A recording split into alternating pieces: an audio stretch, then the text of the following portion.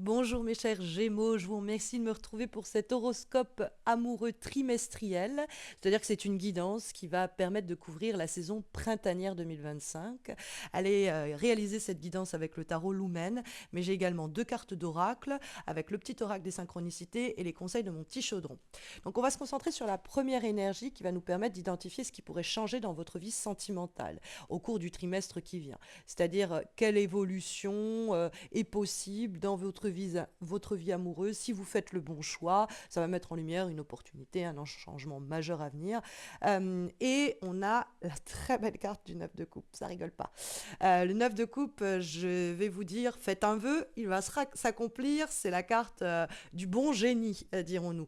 Le 9 de coupe, en effet, c'est une carte un petit peu masturbatoire d'ailleurs, dans le sens où c'est vraiment mon bon plaisir qui compte et je vais prendre mon plaisir là où il se trouve et je vais pas, comme on dit, bouder mon plaisir. Mais il y a l'idée d'un point culminant dans un plaisir atteint ou en tout cas un désir qui nous est cher et qui s'accomplit. Le 9 de coupe, ça nous dit qu'il y a un point culminant. Ça, c'est une carte de jouissance, par exemple, et d'orgasme, hein, il faut le signaler, puisque le 9 de coupe, il y a cette idée de point culminant et d'extase. Dans le cadre relationnel, ça peut être une relation qui s'intensifie jusque sur le plan charnel. Et puis bon, pour les personnes qui sont déjà en couple, ça peut être un regain de passion dans la relation, où on va se concentrer plutôt sur les plaisirs épicuriens. Ça va être la bonne période pour se faire des bons restos, boire, danser, tout ce qui vous fait du bien, faire des massages, peut-être faire du sport ensemble si c'est ce qui vous branche. Quoi qu'il en soit, le 9 de coupe, c'est quand même très connecté au corps et dans le sens des plaisirs que le corps peut nous apporter et la jouissance que l'on peut en tirer. C'est jouir et se réjouir, le 9 de coupe. Ça permet de dissoudre en plus des tensions éventuellement passées, mais le 9 de coupe nous dit que bah, c'est le moment de vous faire plaisir, quoi.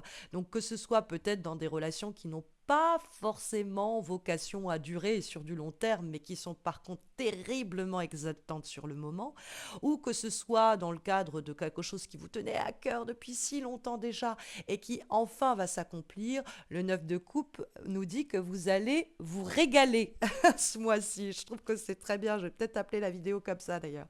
Surtout avec la carte qui suit. Alors, la carte qui suit, c'est le blocage éventuel. Mais avec ce que l'on vient de voir, ça pourrait être plutôt l'idée de attention, parce que bon, là la carte c'est qu'est-ce qui vous empêche de vous épanouir pleinement. Ça va explorer les freins, qu'ils soient internes ou externes, qui vous empêchent de vous accomplir amoureusement. Et moi j'ai l'impression qu'on nous dit beaucoup, mais on va se faire beaucoup plaisir, mais il faut pas que ce soit trop non plus, parce que on a le diable. Alors le diable est une carte sexuelle, hein, je vais quand même le signaler, donc ça peut être l'idée que à se faire plaisir, on pourrait être dans une forme de boulimie, dans le sens où on ne sait pas où s'arrêter. Le 9 de coupe, des fois, il a les yeux plus gros que le ventre. Et c'est pas le cas dans les éléments comme ça positifs, comme il venait de surgir, mais couplé pas très loin avec le diable, on pourrait se dire attention, il faut savoir quand même se tempérer, il faut pas aller trop loin, il faut pas non plus boire tous les soirs, il faut pas non plus abuser de tout ce qui est plaisir, quoi, parce qu'il y a dans le diable un côté excessif qui peut être problématique.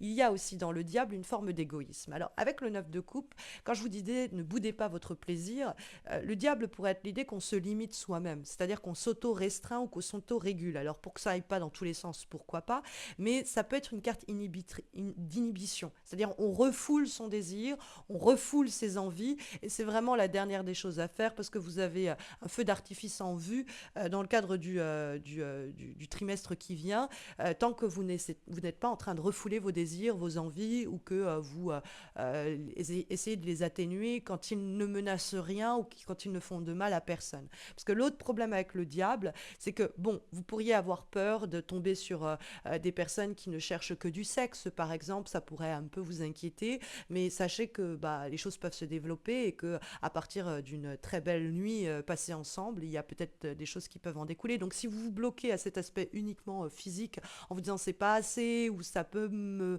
causer du tort, vous pourriez passer peut-être à côté de quelque chose. Alors le diable, c'est l'idée aussi qu'il ne faut pas non plus être dans l'excès, hein, parce que c'est l'excès, mais sur tous les plans. On couche trop ensemble. Alors est-ce que c'est possible de coucher trop ensemble? Je sais pas, mais ça peut être l'idée qu'il y a, on boit trop, on sort trop. C'est toutes les formes d'addiction qui peuvent être ici développées par la carte du diable. Et comme c'est ce qui peut être un frein ou un blocage, je pourrais le comprendre avec le 9 de coupe, qu'il y a un tel excès que on pourrait on va devoir s'auto-restreindre. Le diable, on pourrait perdre un peu la tête en fait, hein. Il y a un côté comme ça où c'est un peu excessif. Donc il y a ça, il y a peut-être aussi une méfiance. Est-ce que je suis pas face au diable? Est-ce que je suis pas face à quelqu'un qui va juste m'utiliser puis me jeter derrière? Après, ça dépend de ce que vous recherchez, quoi. Mais le 9 de coupe nous dit qu'il y a un tel plaisir, il y a un tel désir atteint, il y a tel nirvana comme ça qui s'accomplit, qu'on ne doit pas s'arrêter à oui, mais c'est peut-être trop, ou oui, mais ça peut me causer du tort par la suite, hein. On peut pas, on ne doit pas, je dirais, se causer du tort et s'auto-restreindre de façon ascétique de cette manière, hein. On va avoir ensuite l'action immédiate que vous pouvez entreprendre dans le cadre, en tout cas, de ce trimestre qui vient. Qu'est-ce que vous pouvez faire, hein, c'est une carte qui va être orientée vers l'action pour améliorer votre situation amoureuse. Et vous avez l'étoile.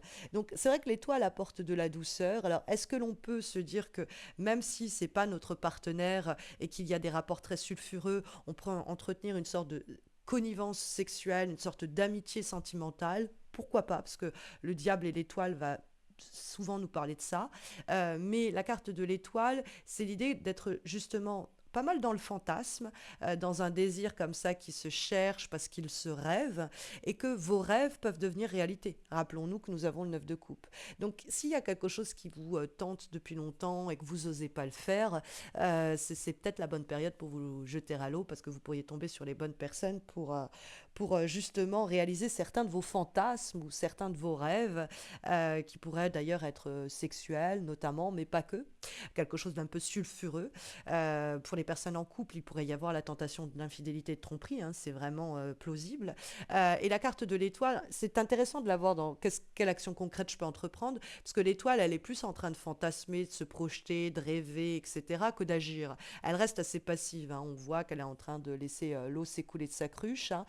C'est une carte qui nous parle plutôt de laisser les choses venir à nous. C'est souvent envoyer de très bonnes énergies à l'univers, hein, c'est-à-dire j'attire à moi les énergies que j'envoie. Donc quelque chose de très doux, de très disponible, de très tendre, de très respectueux, de très fantasmé, un peu même scénarisé, que l'étoile va signaler et qui peut s'accomplir. Parce que quand on a l'étoile qui est l'idée d'un rêve, et le 9 de coupe qui est l'idée de l'accomplissement de ce rêve, on est en droit de se dire, tiens, il y a peut-être quelque chose que l'on doit se permettre de rêver, quelque chose que l'on doit que l'on peut, un scénario ou un fantasme ou un rêve que l'on peut accomplir au cours de ce printemps 2025. Alors, les éventuelles tensions qui pourraient se lire, c'est-à-dire tout ce qui est inconscient, invisible, implicite, sous-jacent, qui peut nuire à notre épanouissement amoureux, qui peut nous impacter, en tout cas dans le trimestre qui vient, et la meilleure façon de s'en libérer, bon, bah, c'est cette carte-là qui va nous le signifier. Et on a la carte de la papesse, la grande prêtresse. Alors, la carte de la papesse, elle nous parle de tout ce qui est caché, de tout ce qui est non dit, des secrets. Bon, avec le diable, on peut se demander, parce que ça c'est vraiment un combo de cartes où on a, normalement c'est un combo d'adultère, hein. C'est les tromperies et les infidélités. Bon, je le tiens quand même à le signaler. Peut-être que c'est quelque chose que vous allez mal vivre, mais c'est pas quelque chose dont vous allez être victime, hein, dans ce cas-là, hein. C'est quelque chose plutôt dont vous êtes coupable que victime. Mais la papesse, bon, en dehors de tout ce qui est clandestin, que la carte va mettre en lumière, on est la femme de l'ombre, on est l'homme de l'ombre, on doit passer sous les radars, on vit quelque chose qui est caché et qui est secret, c'est aussi possible. La carte de la papesse nous dit que ça peut être problématique également de vivre cette clandestinité, que vous avez du mal à vous y adapter et que ça peut être un frein pour votre épanouissement. Mais plus que cela, la carte de la papesse nous parle d'une part de l'intuition et d'autre part des non-dits. Alors l'intuition, ça peut être l'idée qu'on a terriblement du mal à écouter sa voix intérieure. On a du mal à lui donner du crédit, on a du mal à lui accorder l'attention nécessaire parce que on est traversé ou travaillé peut-être par des pulsions très fortes et qu'il va falloir essayer par moments un peu de s'isoler du monde alentour pour se reconnecter à cette petite voix intérieure et comprendre ce qu'elle vous dit de faire. Mais c'est aussi les non-dits, et la papesse peut être aussi le fait qu'il y a quelque chose qui se vit mais personne ne met des mots dessus. Et alors ça peut être très perturbant en se disant bon, ok, donc on a couché ensemble mais est-ce que c'est toujours mon pote ou est-ce qu'on est devenu plus? Ok, on a commencé une relation, mais est-ce que c'est une relation ou pas? Est-ce que ça va continuer ou non?